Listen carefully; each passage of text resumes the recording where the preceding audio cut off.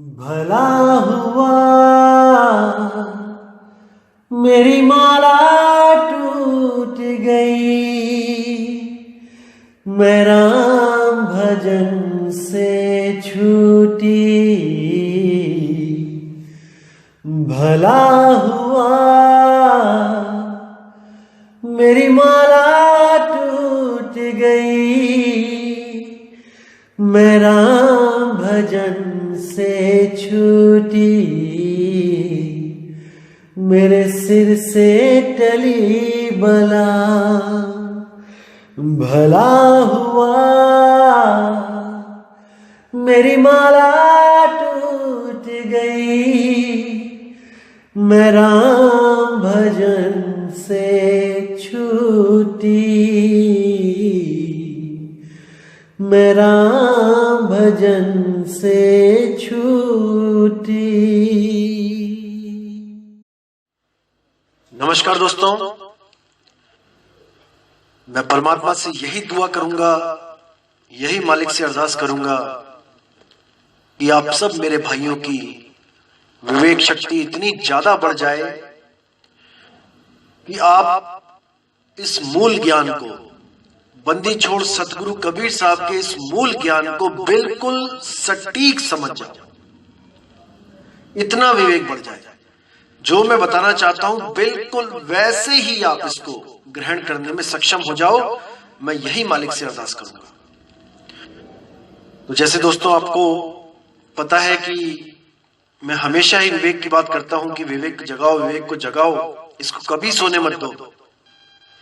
आज भी मैं यही कहूंगा दोस्तों कि इस विवेक को जगा के रखना, क्योंकि आज जो मैं वाणी आपके सामने खोलने जा रहा हूं वो बहुत ही ज्यादा प्यारी और बहुत ही अच्छी विवेक वाली वाणी है। अगर इसको समझोगे तो हर चीज क्लियर होने लग जाएगी आपको। और जो मेरे भाई अभी नए नए जुड़े हैं इस सत्संग से, जिन्होंने अभी अभी शुरू किया है सत्संग सुनना, और वो समझ भी नहीं पाते कि कौन सा पहले सुनो और कौन सा वाला बाद में। वैसे तो मैंने नंबर डाल रखे हैं, लेकिन फिर भी आपसे मैं विनती करूंगा कि आप बिल्कुल नीचे से स्टार्ट करो, एक नंबर से, क्योंकि कुछ चीजें हैं जो मैंने बिल्कुल शुरू में जो बताई हैं वो बेस बताया है, बिल्कुल बेसिक चीजें। उन्हीं बेसिक चीजों के द्वारा जब आप ऊपर को उठोगे तो आपको पिछली हर चीज बेसिक क्लियर होता जाएगा। जैसे आपने देखा है, कहीं भी पढ़ाई करने जाता है कोई बच्चा तो अध्याय तो उसके सामने सारे होते हैं, 1 से लेकर 20 लेसन सारे होते हैं, लेकिन टीचर फिर भी पहले लेसन से स्टार्ट करता है पढ़ाना, और अगला और उससे अगला लेसन जैसे मैथ का लगा लो तो वो पिछले लेसन से थोड़ा बहुत कनेक्टेड होता है। जब पीछे का आप बिल्कुल क्लियर हो जाएगा आपको बेस, तो आगे जाने में आपको प्रॉब्लम नहीं होगी और हर चीज आप समझ जाओगे। तो आपसे अरदास करूंगा कि शुरुआत से शुरुआत करें। बीच में आएंगे, एकदम सुनेंगे, नहीं पता लगेगा और आपको लगेगा कि शायद ये कोई गलत ज्ञान बताया जा रहा है, क्योंकि पिछली जो लेप चढ़े हुए हैं पिछले, वो उतरेंगे नहीं, क्योंकि उनको उतारने के लिए बिल्कुल बेस में जाना पड़ेगा। शुरुआत से जहां शुरुआत हुई है वहां जाना पड़ेगा। इसलिए आप बिल्कुल शुरुआत से सुने और एक एक करते हुए ऊपर की तरफ आइए। तो आज जो मैं वाणी आपके सामने खोलने जा रहा हूं वो वाणी है धर्मदास जी की, जो कबीर साहब की महिमा, कबीर साहब के जो गुणगान गा रहे हैं और उनसे अरदास कर रहे हैं कि हे मेरे मालिक मुझे दर्शन दो। जैसे आप लोग को सबको पता है कि कबीर साहब धर्मदास जी के पास बिना बुलाए गए थे। देखो दोस्तों, 2 तरह के होते हैं जो मिलन होते हैं। एक होता है जब आप किसी को याद करते हो और वो आता है, एक तो वो मिलन हो गया। एक होता है कि आपका उससे कुछ लेना देना ही नहीं है और वो आपको आके मिल जाए, एक वो मिलन हो गया। तो यहां पर धर्मदास जी ने कभी भी कबीर साहब को नहीं बुलाया। आपको भी हिस्ट्री पता है, धर्मदास जी ने कभी नहीं कहा था कबीर साहब को, कोई अरदास नहीं करी थी कि हे गुरुदेव मेरे पास आओ, मुझे मिलो, मुझे दर्शन दो, कभी नहीं कहा। डायरेक्ट कबीर साहब धर्मदास जी के पास पहुंचे जब वो हवन कर रहे थे, लकड़ियां जला रहे थे हवन में, और कबीर साहब ने आके सीधे ही उनके हवन पे वार किया। उनको बोला कि हे धर्मदास, तू क्यों पाप कर रहा है, क्यों पापी बना हुआ है, छोड़ दे इसको। तब धर्मदास जी ने पूछा, महाराज मैं तो हवन कर रहा हूं, यज्ञ कर रहा हूं, वेदों में इसका प्रमाण है, वेद कहते हैं यज्ञ करो। आज भी आर्य समाज, हमारे जो भाई हैं आर्य समाजी, आज भी वो यज्ञ करते हैं क्योंकि वेदों में प्रमाण है। लेकिन कबीर साहब ने धर्मदास को पापी बोला क्योंकि उन्होंने कहा कि जिन लकड़ियों को तू जला रहा है भाई, उन लकड़ियों के अंदर छोटी छोटी चींटियां, छोटे छोटे जीव, उनके अंडे, वो सब जल रहे हैं। तू इतना पुण्य नहीं कमा रहा है जितना तूने पाप कर दिया। तब वहां पे धर्मदास जी की आंखें खुलती हैं और वो भाग के जाते हैं कबीर साहब के पास उनके चरण पकड़ने, लेकिन कबीर साहब वहीं से अदृश्य हो जाते हैं, एकदम वहां से गुप्त हो जाते हैं। उसके बाद धर्मदास जी बहुत फरियाद करते हैं कि मालिक आओ आओ, दर्शन दो। बड़े बड़े यज्ञ करवाते हैं अपनी बीवी के कहने पे, क्योंकि पैसा काफी था। उनकी बीवी कहती है, अरे साधुओं का क्या है, जहां पे पैसा मिलेगा, जहां पे भोजन मिलेगा, आ जाते हैं मक्खी की तरह, जहां गुड़ होगा मक्खी आ जाएगी भिन भिनाती हुई। तो धर्मदास जी ने जब उसकी बात मानी और यज्ञ कराने शुरू किए, तो कराते कराते कराते कई हजारों लाखों साधु भोजन कर गए, सारा भंडार खाली हो गया, लेकिन कबीर साहब के दर्शन नहीं हुए। तो कबीर साहब के दर्शन नहीं हुए तो फिर कहते हैं कि माया मिली न राम, माया भी गई, राम भी नहीं मिला, अब क्या किया जाए। तो दोनों मियां बीवी गंगा नदी में छलांग मारने के लिए जा रहे होते हैं कि अब तो प्राण जो है अपनी लीला खत्म कर देंगे।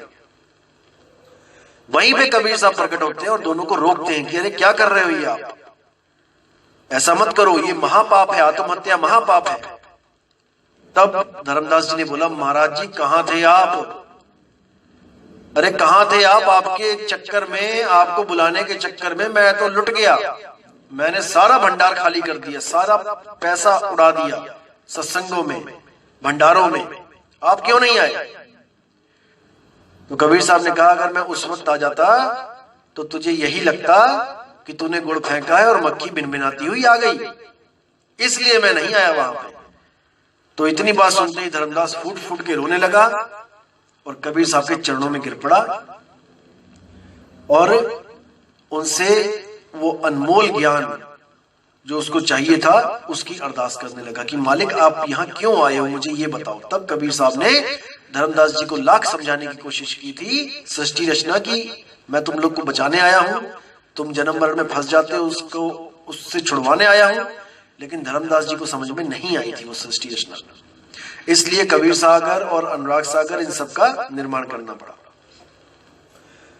तो ये भजन है, अब मोहे दर्शन देहो कबीर, बड़ा प्यारा भजन है। तो इसमें धर्मदास जी कहते हैं कि अब मोहे दर्शन देहो कबीर, और सत्य लोक से चलकर आए काटन यम जंजीर। हे कबीर साहब मुझे दर्शन दो, मैं आपके दर्शन करना चाहता हूं। अब सोचने वाली बात है कि कबीर साहब तो दर्शन दे ही चुके थे उनको, अब कौन सा दर्शन मांग रहे हैं वो। जैसे आप किसी के दर्शन करना चाहो, आपने कभी किसी को देखा नहीं है और उसके दर्शन करना चाहो तो वो एक बार दर्शन देके चला जाएगा, वो दर्शन जो है मोर देन इनफ, हमेशा के लिए जो आपको दर्शन मिला है उसको आप याद करी जाओ।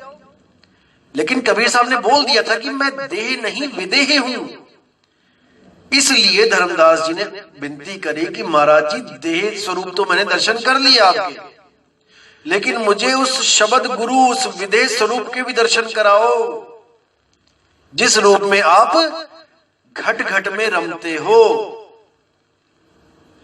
का केवल नाम है बब्बा ब्रह्म शरीर, रारा सब में रम रहा, और ताकर नाम कबीर, उसका नाम कबीर है, मुझे उस रूप के दर्शन कराओ।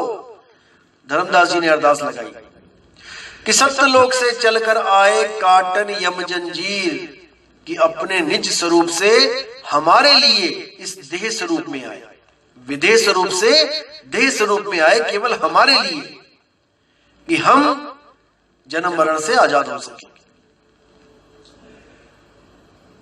तुमरे दरस से पाप कटत हैं, निर्मल भयो शरीर, कि हे मालिक जब मैं विदेह स्वरूप को प्राप्त करता हूं तब मुझे पता लगता है कि असल में ये जितने भी कर्म हो रहे हैं इनको करने वाला मैं हूं ही नहीं।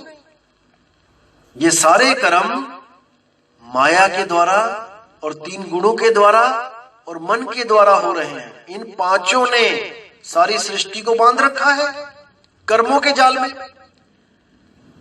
जैसे साहिब कहते हैं, संतो निरंजन जाल पसारा, उसका जाल 3 लोक में फैला हुआ है।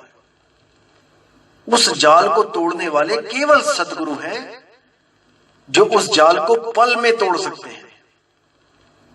आपको भेद बता के, आपको आपका स्वरूप लखा के, आपको वो अनमोल, वो अलग, वो परम ज्ञान देके आपको भी मुक्त अवस्था तक पहुंचा सकते हैं। आगे क्या कहते हैं? तुमरे दरस से पाप कटत है निर्मल भयो शरीर। कि जब दर्शन हो जाता है मालिक का, सुरती शब्द में लग जाती है, तो एक भी कर्म नहीं बनता आगे, क्योंकि आदमी को बोध हो जाता है कि कर्म करने वाला मैं भी नहीं हूं, और पिछले जो कर्म होते हैं वो भी कटने लग जाते हैं, और आगे कोई कर्म बनते नहीं है, क्योंकि बोध हो जाता है उसको। तो आगे कहते हैं,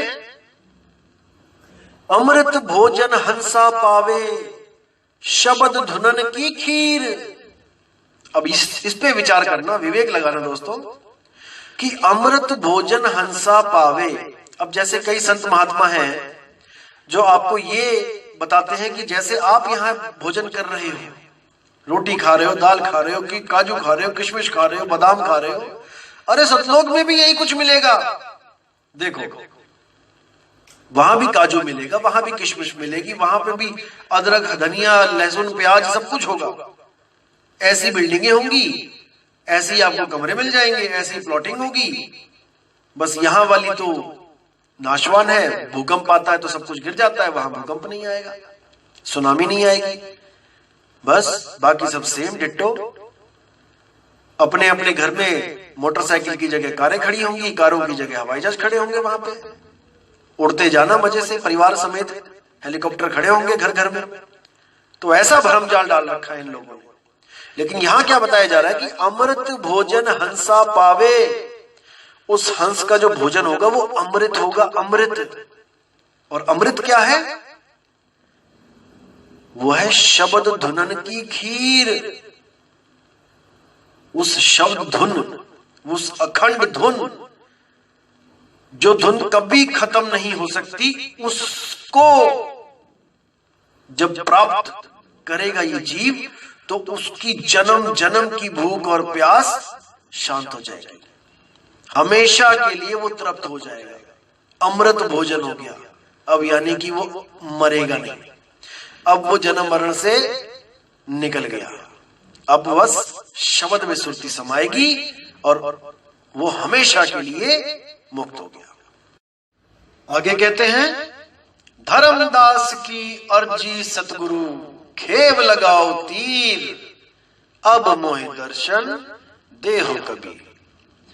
हे मेरे मालिक, मुझे देह स्वरूप में तो आपने दर्शन दे दिए थे, लेकिन अब मुझे विदेह स्वरूप के दर्शन कराओ, ताकि मेरा इस भव जल से, इस आने जाने से, इस आवागमन से छुटकारा हो सके। तो दोस्तों, यही जो शब्द है, इसी को सुरती का भोजन कहते हैं। The food of soul is शब्द। जैसे आप देखोगे संगीत की दुकानों पे कहीं कई जगह लिखा होता है कि आत्मा का भोजन संगीत है। देखोगे आप कभी संगीत वाली कोई दुकान पे जाओगे तो वहां पे लिखा होता है, लेकिन वो संगीत अटूट नहीं है। वो होता है, खत्म होता है, होता है, शुरू होता है, खत्म होता है। इसलिए ये तत्वों की धुन है, इसमें नहीं उलझना है। जो वो अखंड शब्द, अखंड नाम है, वो हमेशा हमेशा होता है, उसको कोई खत्म नहीं कर सकता। और ना ही वो कभी रुकता है। उसकी पहचान ही यही है। शब्द निरंतर से मन लागा, मलिन वासना त्यागी, उठत बैठत कबहु न छूटे, ऐसी ताड़ी लागी। शब्द निरंतर, जो निरंतर हो रहा है बिना रुके, उस शब्द को सिमरण करना है, उस शब्द को, उसका ध्यान धरना है, उसको सहजता के द्वारा प्राप्त करना है और उसको प्राप्त करके सदा के लिए सहज हो जाना है। बस इतना सा काम है मूल ज्ञान में, और कुछ नहीं है। कोई ब्रह्मा विष्णु महेश की पूजा नहीं, कोई ओम कलीम हरिम शरीम कुछ नहीं, कोई ओम सोहम नहीं, कोई ज्योतिरंजन ओंकार आरंकार सोहम सतनाम नहीं, कोई सतपुरुष अकाल मूर्त शब्द स्वरूपी राम नहीं, कुछ भी नहीं। जो चीज भी पकड़ोगे वही आपको उलझा देगी, क्योंकि आपने स्वयं को प्राप्त करना है। तो स्वयं को प्राप्त करने के लिए आप किस चीज को पकड़ोगे? जिसको भी पकड़ोगे वो आपसे भिन्न है, आपसे अलग है। कोई मंत्र पकड़ोगे वो आपसे अलग है, कोई क्रिया पकड़ोगे, श्वासों की क्रिया पकड़ोगे वो श्वास आपसे अलग है, कोई चक्रों की साधना करोगे चक्र आपसे अलग है। तो यहां पर केवल अपना निज नाम, अपना निज स्वरूप प्राप्त करना है सतगुरु से।